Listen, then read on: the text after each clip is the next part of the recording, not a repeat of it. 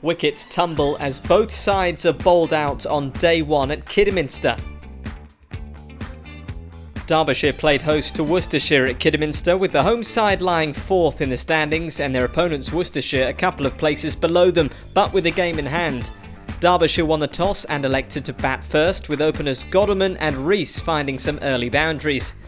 But an early wicket fell too. In just the 6th over, Pennington struck to remove Kidderminster for 8, Ferguson taking the catch. Madsen joined Reece in the middle, hoping to steady the ship, and they survived until the 17th over. But then Madsen was out LBW off the bowling of Barnard. The wickets were tumbling. The very next over, Morris, the bowler, and Lace, the batsman, out for just 1 run. Caught behind by Cox, tough start for the batsman. Opener Reece was still there, and he was able to find a couple of welcome boundaries. And alongside Deploy, they were able to steer their way to lunch with the score 63 for 3. But after lunch, it was a disastrous first over of the afternoon session for the hosts, as they lost 2 wickets. Leach, the bowler, and first he was able to send Reece back to the pavilion, caught by Vessels for 31. 3 balls later, a new batsman Hosin was out for a duck, Derbyshire 5 wickets down.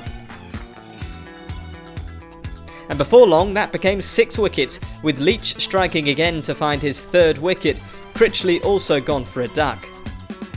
But then it was Morris who had a super over, finding 2 more wickets to leave Derbyshire rattled on 8 wickets down. Deploy was caught by Vessels for 14, and 3 balls later Dal was caught by Mitchell for a duck. It was not going to plan for the batsman, but Hudson Prentice decided to attack and hit a 4, followed by a 6 in 1 Leach over. But then he was gone for an entertaining 31 runs, caught by Cox off the bowling of Morris. 1 more wicket needed for Worcestershire, and they found it 2 overs later. Rampell caught by Vessels off the bowling of Barnard. Derbyshire all out for 108 runs.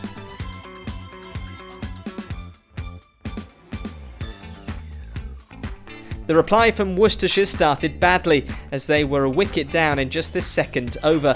Opener Dell caught behind off the bowling of Rampell for a duck.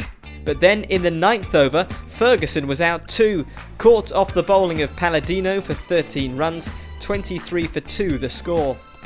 And before long they were 3 down. Mitchell was the next to go, he was out LBW off the bowling of Reece. With tea looming, there was still time for another wicket to fall the very next over. Hudson Prentice getting in on the act, Vessels out LBW for a score of 13, the 3rd Worcestershire batsman to fall for a score of 13. Tea was reached with Worcestershire 46 for 4.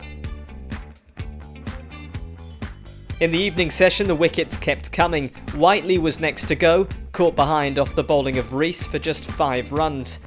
5 wickets down soon became 6 wickets down. Again Reece the bowler and Cox the batsman out LBW.